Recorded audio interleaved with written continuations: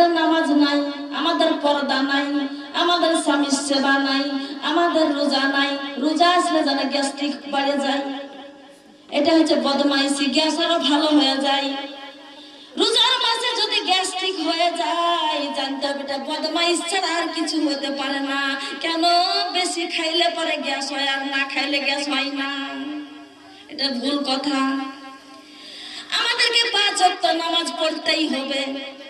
আসসালাতু মিরাজুল মুমিনিন, আল্লাহ বলেছে নামাজ হচ্ছে মুমিনদের মিরাজ।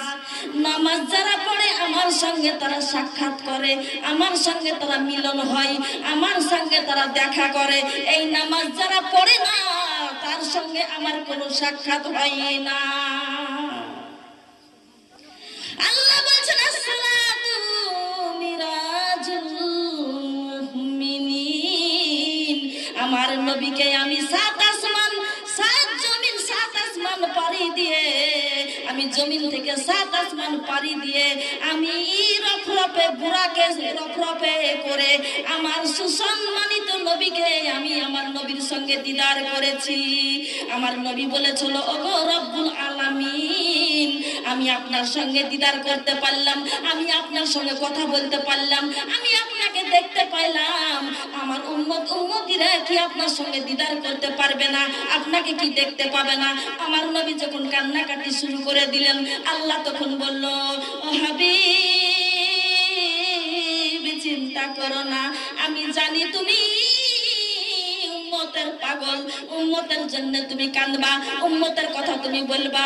ও নবী গো, হাবিব বন্ধু, তোমাকে আমি জানিয়ে দিলাম, তুমি শুনে নাও, তোমার উম্মতদেরকে জানিয়ে দিবা। তোমার উম্মতিদের কাছে আমি নিজে আল্লাহ গিয়ে আমি দিদার করব, মিরাজ করব। 5 বার আমি তাদের সঙ্গে আমি মিরাজ করব। 50 ওয়াক্ত নামাজ আমার নবীকে দিয়েছিলেন, কিন্তু আমার নবী যখন 7 আসমানে আসলেন, মুসা আলাইহিস সালামের সঙ্গে দেখা করলেন। মুসা আলাইহিস সালাম তখন বললেন নবী গো, আপনার উম্মতরা কখন কাজ করবে আর কখনই আবার 5 ওয়াক্ত নামাজ পড়বে, জীবিকা অর্জন করবে, কখন আবার রিজিকের জন্য চিন্তা করবে, আর কখনই আবার 50 ওয়াক্ত নামাজ পড়বে, এটা পারবে না। আমার নবী ফিরে গেলেন, আবার 5 ওয়াক্ত কমালেন, আবার আসলেন, আবার গেলেন, 5 ওয়াক্ত কমালেন। এইভাবে যাইতে যাইতে 9 বার গেলেন। 9 বার যাওয়ার পরে আমার নবীকে 9 বার গেলেন, 45 ওয়াক্ত কমে দিলেন। 45 ওয়াক্ত নামাজ আল্লাহ আমার কমিয়ে দিলেন। 5 ওয়াক্ত নামাজ নিয়ে নবী দুনিয়াতে আসলেন। বলুন সুবহানাল্লাহ। এই নামাজ যারা পড়বে জান্নাতের সার্টিফিকেট তারা পাবে। জান্নাতের চাবি হচ্ছে নামাজ। আসসালাতু মিফতাহুল জান্নাত। নবীজি আমার মিরাজ থেকে আসার পরে মসজিদ নববীতে বসলেন। মা বোনেরা গো, বসার পরে সাহাবীদেরকে ডাক দিলেন। সাহাবীদেরকে ডেকে বলেন ওরে সাহাবীরা, তোমরা জান্নাতের চাবির জন্য তোমরা আজ থেকে নামাজ পড়া শুরু করো। আমার আল্লাহ নামাজ দিয়েছে, নামাজ আমি শিখিয়ে দিব, কেমন করে নামাজ পড়তে হবে আমি শিখিয়ে দিব। এই কথা যখন বললেন সাহাবীরা সকলে বললেন ইয়া রাসূলুল্লাহ, ইয়া হাবিবাল্লাহ গো, এই নামাজ পড়লে পরে কি হবে? আমার নবী বললেন এই নামাজ পড়লে পরে তোমরা জান্নাতের চাবি আল্লাহ তোমাদেরকে দিয়ে দিবে। আর এই জান্নাতের চাবি লইয়া তোমরা জান্নাতের তালা খুলে জান্নাতে যাইতে পারবা। অন্য নেকি অর্জন যদি করো, অন্য নেকি যদি তোমরা করো, আর যদি তোমরা নামাজ না পড়ো, তাহলে চাবির অভাবে তোমরা জান্নাতে ঢুকতে পারবা না। জান্নাতের তোমরা সেই নিয়ামত ভোগ করতে পারবা না। কাজী তোমাদেরকে নামাজ পড়তেই হবে। 5 ওয়াক্ত নামাজ আল্লাহ দিয়েছেন আমাকে, 50 দিয়েছিল। আমি 9 বার গেলাম, 45 ওয়াক্ত কমিয়ে দিলাম। আমার আল্লাহ আমাকে বলল যে 50 ওয়াক্ত নামাজ তারা পড়বে না, কিন্তু আমি 50 ওয়াক্ত নামাজের আমি নেকি দিব। 45 ওয়াক্ত কমিয়ে দিয়েছি, 5 ওয়াক্ত পড়বে, কিন্তু 5 ওয়াক্ত পড়লে আমি 50 ওয়াক্ত নামাজের নেকি প্রতিদিন আমি আমল নামাতে নামাজীদেরকে দিব। বলেন সুবহানাল্লাহ। তাহলে নামাজ পড়ার দরকার আছে কি না আমার মা বোনেরা বলেন? অন্যান্য যদি নেকি আমরা করি, কিন্তু জান্নাতের চাবি যদি আমাদের কাছে না থাকে তাহলে আমরা জান্নাতের তালা কি করে খুলবো বলেন? একটু জিকির কর। জান্নাতের ঘরে মাগো জবর তালা, ওই তালা লাগাইছে আমার আল্লাহ। ওই ফজরের নামাজ যে পড়িবে সেই খুলিবে ওই তালা। লা ইলাহা, ও কালিমা লা ইলাহা, কালিমা লা ইলাহা। ও জান্নাতের ঘরে মাবন বড় তালা, ওই তালা লাগাইছেন আমার আল্লাহ। ওই জহুরের নামাজ যে পড়িবে সেই খুলিবে ওই তালা। লা ইলাহা, ও কালিমা লা ইলাহা, কালিমা লা ইলাহা। জান্নাতের ঘরে মাবন জবর তালা, ওই তালা লাগাইছেন আমার আল্লাহ। ওই আসরের নামাজ যে পড়িবে সেই খুলিবে ওই তালা। লা ইলাহা, ও কালিমা লা ইলাহা, ও পড়ো লা ইলাহা, ও পড়ো লা ইলাহা। জান্নাতের ঘরে মাবন বড় তালা, ওই তালা লাগাইছেন আমার আল্লাহ। ওই আসরের নামাজ যে পড়িবে সেই খুলিবে ওই তালা।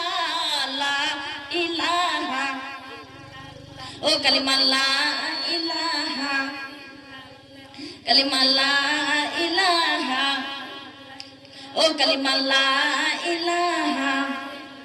জান্নাতের ঘরে মাবন জবর তালা, ওই তালা লাগাইছেন আমার আল্লাহ।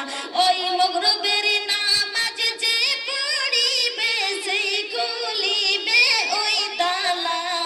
লা ইলাহা, ও কালিমা লা ইলাহা, ও কালিমা লা ইলাহা। জান্নাতের ঘরে মাবন বড় তালা, ওই তালা লাগাইছেন মহান আল্লাহ। ওই এশারের নামাজ যে পড়িবে সেই খুলিবে ওই তালা। লা ইলাহা, ও কালিমা লা ইলাহা, ও পড়ো লা ইলাহা, কালিমা লা ইলাহা ইল্লাল্লাহু মুহাম্মাদুর রাসূলুল্লাহ সাল্লাল্লাহু তাআলা আলাইহি ওয়াসাল্লাম। আমার নবীজি যখন এই কথাটা বললেন, সাহাবীরা সকলে মিলে নামাজ পড়ার ওয়াদা করলেন। হ্যাঁ ইয়া রাসূলুল্লাহ, ইয়া হাবিবাল্লাহ, হুজুর গো, আমরা আজ থেকেই নামাজ পড়বো। একজন গরিব আনসারী ছিলেন, গরিব একজন সাহাবী ছিল আব্দুল আনসারী। ওই আব্দুল আনসারী বাড়িতে এসে বলছেন, বিবি রে বিবি, আমি তো কঠিন গরিব মানুষ, আমার ঘরে 3 দিন জায়গা চুলা জ্বলে না, আমার ঘরে 4 দিন চুলা জ্বলে না, আমি তো খেতে পাই না, আমার সন্তানকে খেতে দিতে পারি না, আমার ঘরে তো সেরকম কোনো কাপড় নেই, মাত্র একটা কাপড় রে বিবি। আল্লাহর জান্নাতে যাইতে হলে, আল্লাহর জান্নাতে যাইতে হলে আল্লাহর কদমে সিজদা করতে হবে, জান্নাতের চাবি সংগ্রহ করতে হবে। আমার দয়ার নবী মিরাজ শরীফ থেকে এসে বলেছে রে বিবি। বিবি বললেন, ঠিক আছে স্বামীগণ, নামাজ পড়তে হবে, তবে কি করবেন? আপনি তাড়াতাড়ি মসজিদ নববীতে যাবেন, মসজিদ নববীতে আপনি নামাজটা আদায় করে নেবেন, আর আপনি আমার তাড়াতাড়ি বাড়ি চলে আসবেন। ওই কাপড়টা আমাকে দিবেন, আমি ওই কাপড় দিয়ে আমি পরিধান করে নামাজ আদায় করব। এইভাবে নামাজটা পড়তে হবে। আমাদের ঘরে মাত্র একটাই কাপড় আছে, বলেন সুবহানাল্লাহ। আব্দুল আনসারী মসজিদ নববীতে যাই,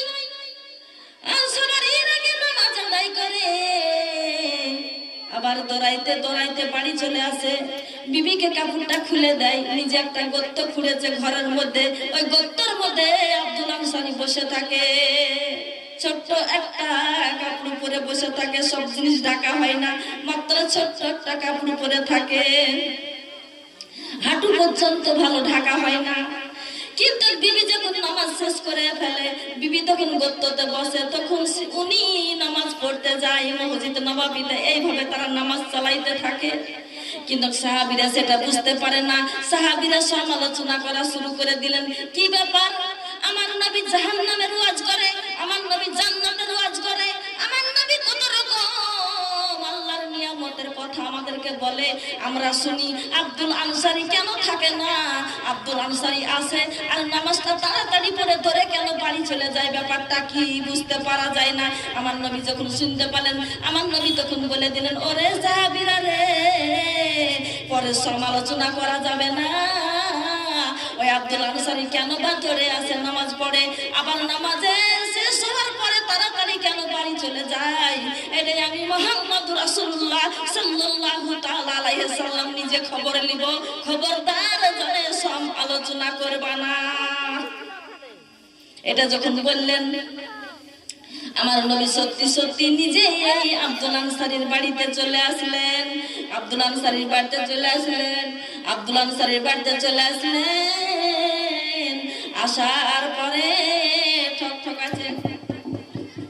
আব্দুল আনসারী, আসসালামু আলাইকুম ওয়া রাহমাতুল্লাহি ওয়া বারাকাতুহু। আওয়াজ নেই। আবার বলে আব্দুল আনসারী, আসসালামু আলাইকুম ওয়া রাহমাতুল্লাহি ওয়া বারাকাতুহু। খবর নেই, কোনো আওয়াজ নেই, কিচ্ছু নেই। আমার নবীজি দুঃখিত মনে আবার ফিরে চলে যাচ্ছেন মসজিদ নববীতে। এবার তখন আব্দুল আনসারীর স্ত্রী নামাজ শেষ করে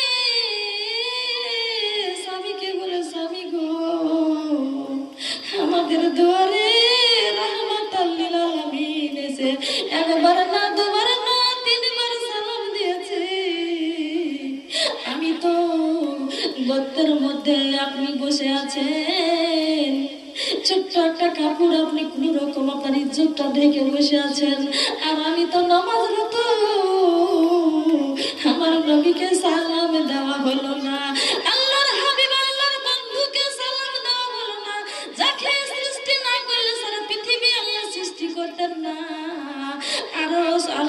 আরশ কুরসি লৌহে মাহফুজ কলম যত কিছু, পাহাড় পর্বত আসমান জমিন, কিছুই আল্লাহ বানাতেন না। সে একটা দুজাহানের মহাজন আমার বাড়িতে এসে সালাম দিয়েছে তিনবার। সালামের জবাবটা আমরা দুজনই দিতে পারলাম না। তাড়াতাড়ি আপনি কাপড়টা পরিধান করেন। কাপড়টা পরিধান করে আপনি তাড়াতাড়ি দৌড়ে চলে যান। আপনার দৌড়ার শব্দ যখন আমার নবী পাবে, ঘাড় মুবারকটা ঘুরিয়ে তাকাবে, তখন আপনি সালামের জবাবটা দিয়ে দিবেন। কেমন বুদ্ধিমান স্ত্রী দেখেন।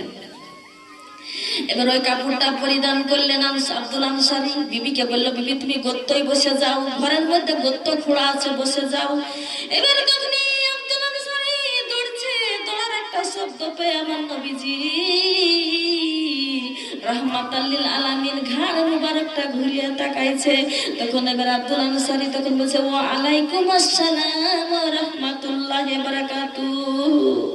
তখন বলছে, কিরে আনসারী, আব্দুল আনসারী রে, আমি নবী তোমার বাড়িতে কত কষ্ট করে আমি গেলাম, যাওয়ার পরে তোমার ওই দরজায় আমি ঠকঠকা এলাম। আমি একবার নাই, আমি তিনবার সালাম দিয়েছি, কেন রে সালামের জবাবটা দিলা না? আব্দুল আনসারী চোখে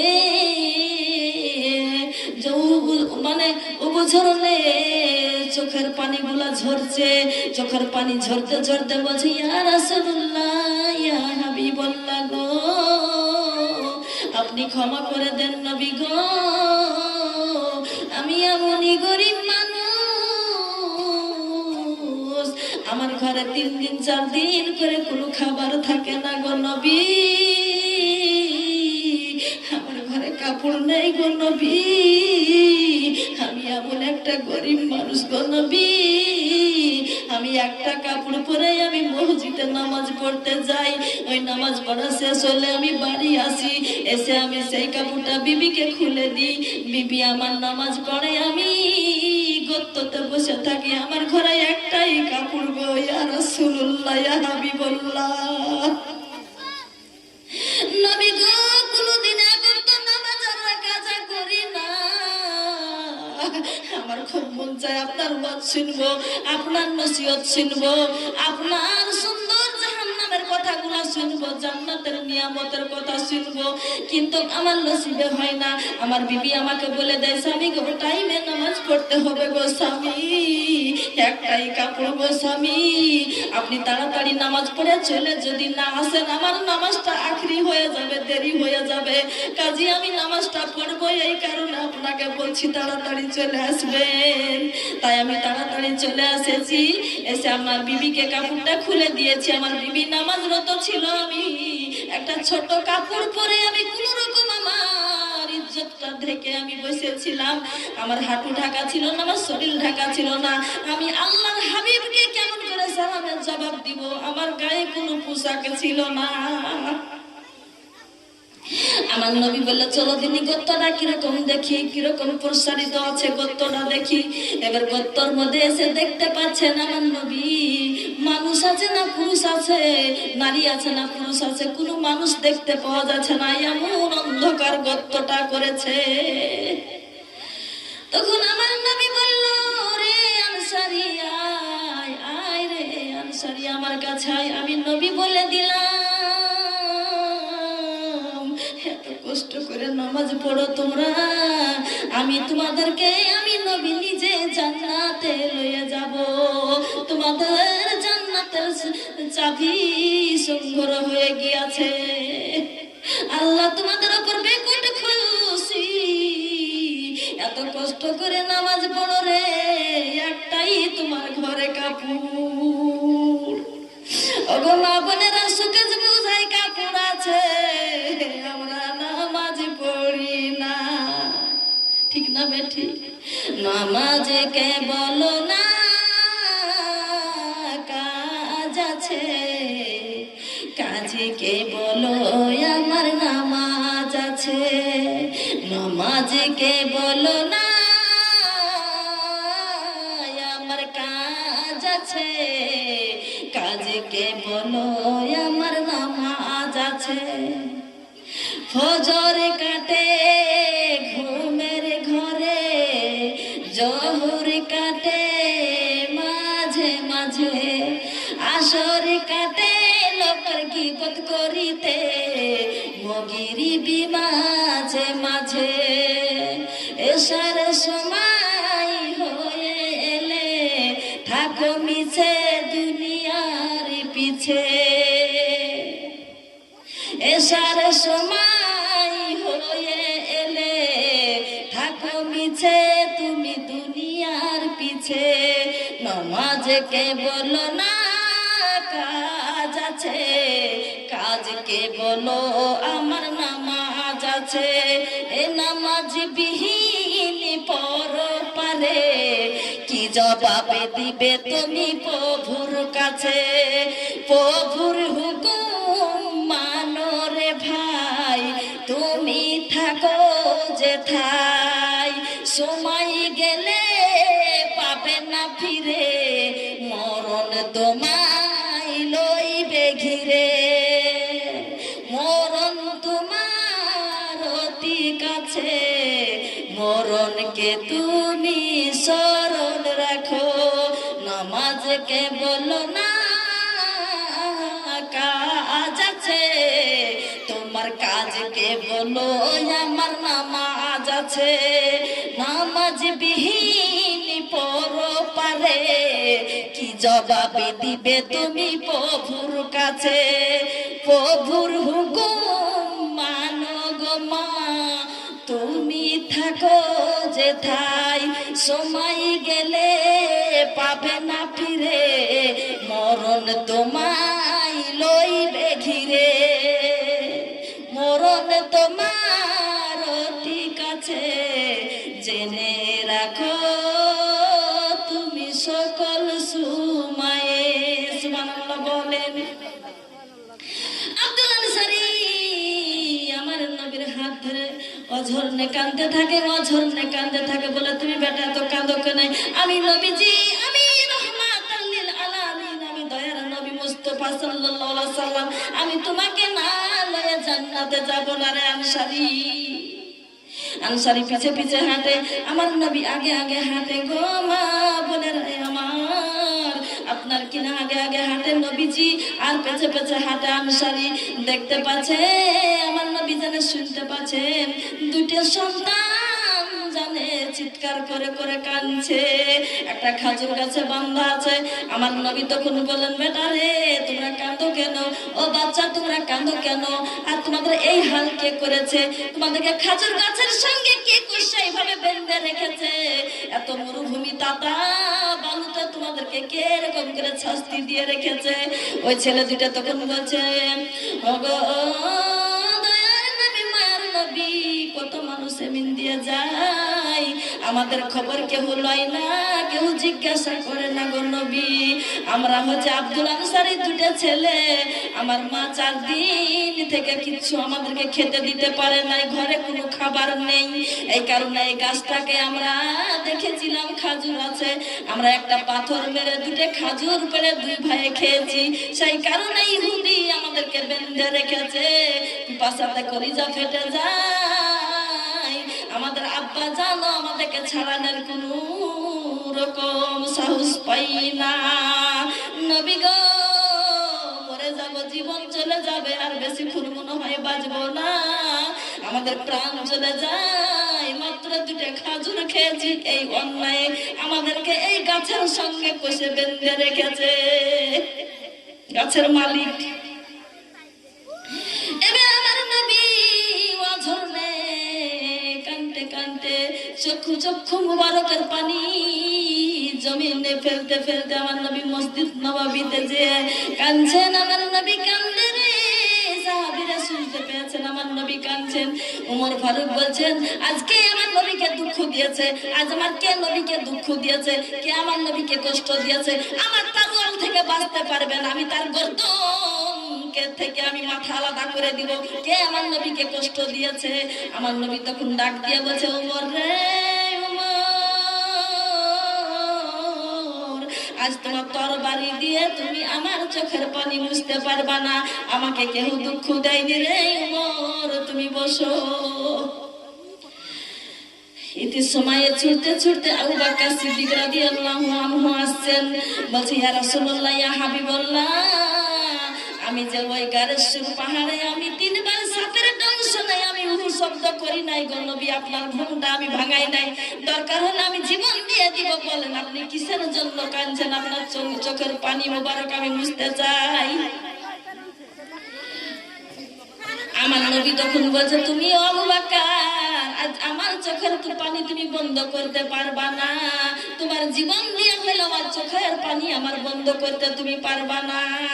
অবশেষে চলে যাচ্ছে তোমার হযরত আলী রাদিয়াল্লাহু আনহু, বলছে ও নবী গো, আপনার চোখ মুবারকের পানি আমি সহ্য করতে পারি না, আমি ওই খাইবারের যুদ্ধ আমি বাঘ বানিয়ে যুদ্ধ করেছি, দরকার হলে আমি বাঘ হয়ে যুদ্ধ করব, কে আপনাকে দুঃখ দিয়েছে? বলে আলী রে, তুমি খাইবারের যুদ্ধের মতন তুমি বাঘ হইয়া যুদ্ধ করে আমার চোখের পানি বন্ধ করতে পারবা না। ওই নিসমাতে চলে এসেছে। অবশেষে উসমান গনি রাদিয়াল্লাহু আনহু এসে বলছেন, ইয়া রাসূলুল্লাহ, ইয়া হাবিবাল্লাহ, আমি এই মদিনার সব চাইতে আমি এখানকার রাষ্ট্রপতি আছি, আমাকে বলেন আপনার কে দুঃখ দিয়েছে? আমার সকল জমি জায়গা যত আমার ধন দৌলত আছে আমি সব দান করে দিতে পারি আপনার জন্য, আপনি বলেন আপনাকে কিসের বিনিময়ে আপনার চোখের পানি বন্ধ করা যাবে? তখন আমার নবী বলল, রে উসমান, তুমি পারবা আমার চোখের পানি বন্ধ করতে? ওই যে ইহুদির বাড়ির গাছটাকে আমাকে কিনে দাও, দেখো গিয়ে গরিব আব্দুল আনসারী 2টে ছেলেকে ওই গাছের মালিক গাছের সঙ্গে বেঁধে রেখেছে, আমি নবী সইতে পারি না, আমি মায়ার নবী দয়ার নবী, আমি সইতে পারি না রে। উসমান, যতক্ষণ ওই গাছটা আমাকে কিনে না দিবি রে, ততক্ষণ আমি আমার নবী আমি নবীর চোখের পানি বন্ধ হবে না। উসমান ছুটতে ছুটতে চলে গেলেন ইহুদির বাড়িতে। ইহুদির বাড়িতে যে বলছে, ও ইহুদি ভাই, তোমার এই বাড়ির গাছটা তুমি বিক্রি করে দাও। কেন বিক্রি করবো? আমার বাড়িতে একটাই গাছ, কত সুন্দর খাজুর ধরেছে, আজুয়া খাজুর, আমি কেন বিক্রি করব? তখন বলছে, এই গাছের বিনিময়ে তুমি আজ যা আমার কাছে চাইবা উসমান গনি আজ তোমাকে তাই দিয়ে দিব। তুমি বলো এই গাছটা কত দাম নিবা, কত টাকা নিবা, কি নিবা, তুমি সেটা বলো, তোমাকে আমি বিক্রি করতেই হবে গাছটা। তখন ইহুদি বলছে, সুযোগ যখন পেয়েছি তাহলে এই সুযোগে বিক্রি করে দিই। ও উসমান গনি, তাহলে আপনি শুনেন, আপনার 100টা গাছের খাজুরের একটা বাগান আছে, ওই বাগানটা আমাকে দিয়ে দিলে পরে একটা গাছ আমি আপনাকে দিয়ে দিব। হাসতে হাসতে উসমান গনি বলল, আজ আমার নবী কান্দে রে গাছের জন্য, তুই 100 খাজুরের গাছের বাগান চাইছিস, আজ যদি সকল সম্পদ যদি উসমানের চাইতে, আমি নবীর চোখের পানি বন্ধ করার জন্য আমি সব আমি তোকে দিয়ে দিতাম, তাও আমি নবীর চোখের পানি বন্ধ করতাম। এবার ওই গাছটা কিনে দিলেন, আর ওই গাছটা যখন নবীর হয়ে গেল, নবীকে কিনে দিলেন, তখন এবার সে আব্দুল আনসারীর বেটা দুটা নাজাত পেয়ে গেল। বলুন সুবহানাল্লাহ। আল্লাহুম্মা সাল্লি আলা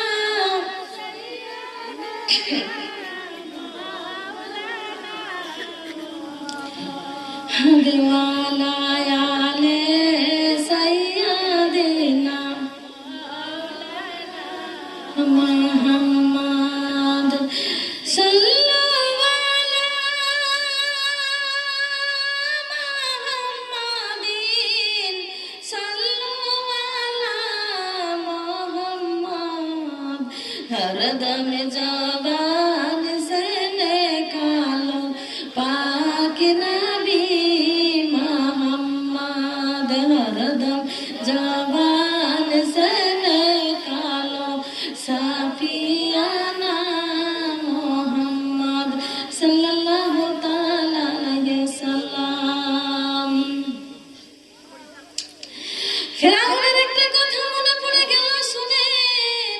ফেরাউনের দাসী, ফেরাউনের একটা দাসী ছিলেন, দাসীর জীবনীটা আমি বলবো, মাসা তার জীবনীটা বলবো। ওই মাসা তার স্বামী যখন দুনিয়া থেকে চলে গিয়েছে, তখন এবার তিনি বেদুবা হয়ে গেলেন। বেদুবা হওয়ার পরে কার বাড়িতে আবার যাব? গুণবতী রূপবতী একজন মহিলা আছে, তার নাম হচ্ছে আসিয়া। বলুন সুবহানাল্লাহ। আসিয়ার বাড়িতে এসে বলছেন, ও বোন, বোন গো, আমার স্বামী না। ও মা, বোনেরা গো, কার স্বামী নাই গো? যার স্বামী নাই তার একটা পাঁজর ভেঙে যায়, শক্তি হারা হয়ে যায়। ওই মহিলাটা এসে বলছে, ও আসিয়া বোন, আমার স্বামী দুনিয়াতে নাই, আমার ঘর নাই, বাড়ি নাই, আমি কোথায় থাকবো, আমি কি খাবো, আমি কেমন করে জীবিকা অর্জন করব? আমি মহিলা মানুষ, আমি অতঃপর তোমার বাড়িতে থাকবো, তোমার বাড়ির কাজগুলো আমি সব করবো। দুটো ছোট ছোট বাচ্চা আছে আমার, আমার মাত্র আমার 4 বছরের একটা বাচ্চা, আর আমার 2 বছরের একটা বাচ্চা। একটা বাচ্চা আমার দুধ খায়, আর স্তনের দুধ পান করে, আর হচ্ছে একটা 4 বছরের বাচ্চা। ওই 2টা বাচ্চা লইয়া তোমার বাড়িতে আমি থাকতে চাই রে বোন। আমার মা নাই, আমার আব্বা নাই, আমার স্বামী নাই, আমার ঘর নাই, আমার বাড়ি নাই। আসিয়া নরম দিলের মানুষ বলল, ও বোন, তুমি থাকো আমার বাড়িতে, আমার একটা কাজের মানুষ তো লাগে, তুমি থাকো। ফেরাউন যখন আসলেন, ফেরাউনকে বললেন, স্বামী গো, একটা মহিলা আমার দরবারে এসে কাঁদে, তার স্বামী নাই, মা নাই, বাপ নাই, কেউ দুনিয়ার জমিনে নাই, 2টা সন্তান নিয়ে আমার বাড়িতে থাকতে চাই, তাকে একটা ঘর বানিয়ে দাও গো স্বামী। সে আমার রান্না বান্নাতে আমার যোগাযোগ করবে, আমার বাড়ির কাজকর্মগুলো করবে, একটা দাসীর আমার দরকার। ফেরাউন তখন বলল, ঠিক আছে বিবি, তোমার যদি লাগে দাসী তুমি রেখে দাও তোমার হাতের কাছে, তো বললে একটা ঘর একটু দূরে বানিয়ে দাও, আমাদের রাজপ্রসাদে সে থাকবে না, একটা ছোট ঘর বানিয়ে দাও। সুবহানাল্লাহ বলেন। একটা ঘর বানিয়ে দেওয়া হলো। একটা ঘর বানিয়ে দেওয়া হলো। মাসুদা সারাদিন কাজ করে, এত কাজের চাপ, ফেরাউন এত কাজকর্ম তাকে করায়, কোনো সময় বাচ্চা দুটার কোনো যত্ন করতে পারে না। চারটা খাবার যদি দেয়, খাবার দুটো খাওয়ার টাইম পায় না। এত কাজ মাসাটাকে করতে হয়, এত কাজ করে, কাজ করে ক্লান্ত অলান্ত হয়ে যায়। তবে কাজের উপর আরো কাজ বলে, আরো কাজ বলে, আরো কাজ বলে। ফেরাউন ক্ষুধা দাবি করে আছে, সেই সময় আর কোনো রাজভান্ডারে কাজের অভাব নাই, বিশাল কাজ। এবার মুসা নবী সেই বাড়িতে দিলে দিলে বড় হচ্ছে। সে তো একজন নবী, সে তো ফেরাউন জানে না, মাসিয়া জানে। মাসিয়া জানে মুসা আলাইহিস সালাম যে নবী, কিন্তু ফেরাউন তো সেটা জানে না। ফেরাউন ঘরে ফেরাউনের শত্রুর যে মানুষ আছে, ওটা ফেরাউন তো জানে না। এবার ফেরাউনের দাসী এক ক্লান্ত হয়েছে, হইয়া একটা ছেলেকে পাশে শুয়ে দিয়ে আরেকটা সন্তানকে স্তনে দুধ পান করাচ্ছে। মা বলেন সুবহানাল্লাহ। ক্লান্ত হয়ে গিয়েছে, একটা জায়গাতে বড় বাচ্চাটাকে শুয়ে রেখেছে, ছোট বাচ্চাটাকে স্তনে দুধ পান করাচ্ছে মা জননী।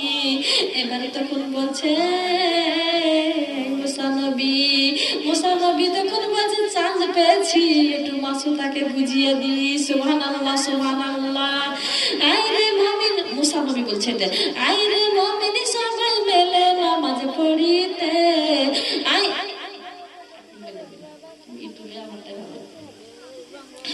আইরে মুমিন সবাই মিলে নামাজ পড়িতে, নামাজেতে আল্লাহর দিদার ভাগ্য জুটিবে। আইরে মুমিন সবাই মিলে নামাজ পড়িতে, নামাজেতে আল্লাহর দিদার ভাগ্য জুটিবে। নামাজ হলো মিরাজ শরীফ,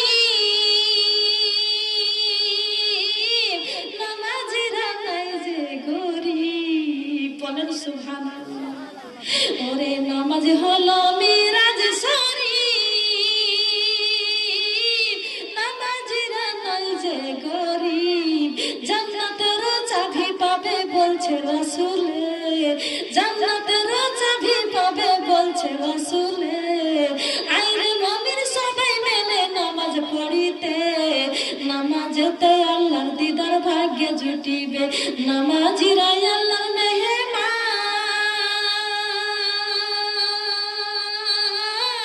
হাসরের দিন পাবে সম্মান। ফুলসরাত পার হইবে বিজলির আকারে। আইরে মুমিন সবাই মিলে নামাজ পড়িতে, আইরে মুমিন সবাই মিলে তালিম করিতে। তালিম ছাড়া কেমনে যাবে আল্লাহর জান্নাতে। আইরে মুমিন সবাই মিলে কোরআনের পথে, কোরআন ছাড়া কেমনে যাবে আল্লাহর জান্নাতে। নামাজিরা আল্লাহর মেহমান, হাসরের দিন পাবে সম্মান। ফুলসরাত পার হইবে বিজলির আকারে। আইরে মুমিন সবাই মিলে নামাজ পড়িতে, নামাজেতে আল্লাহর দিদার ভাগ্যে জুটিবে। সুবহানাল্লাহ বলেন। এবার তখন বলছেন ও মাসাতা তুমি শুনো রে, ফেরাউনকে খোদা বলো খোদা, ফেরাউন কিন্তু খোদা না। ওই আমাকে যে বানাইছে, ওই মাসুদা তোমাকে যে খোদা বানাইছে, সেই খোদাই ফেরাউনকে বানাইছেন। ওই ফেরাউন কখনো খোদা হইতে পারে না। ও মানুষ খোদা দাবি করে মাসুদা, আল্লাহ হচ্ছে নিরাকার। বলেন সুবহানাল্লাহ। আল্লাহকে দেখা যায় না। আল্লাহ সারা বড় বড় পাহাড় বানাইয়া দিয়েছেন, আল্লাহ বড় বড় নদীগুলো বানাইছেন। এই নীল দরিয়া, নীল নদী আল্লাহ বানাইছেন। অত বড় আসমান আল্লাহ খুঁটি ছাড়া বানিয়ে রেখেছেন। আল্লাহ এরকম জমিন একটা না 7টা জমিন বানাইছেন। ওই আল্লাহর ইবাদত করতে হবে, মানুষ কখনো খোদা হতে পারে না। আল্লাহকে সেজদা করতে হবে। মাসুদা বলল আমি কেমন করে সেজদা করব? বলে এইভাবে সেজদা করতে হবে। তখন এবার মাসুদা বলল আমি নামাজ কখন কোন টাইমে কিভাবে পড়ব? বলে 5 ওয়াক্ত নামাজ তোমাকে এইভাবেই পড়তে হবে। তুমি ঘরের মধ্যে ফজরের নামাজ পড়ে নিবা, তুমি জোহরের রক্ত যে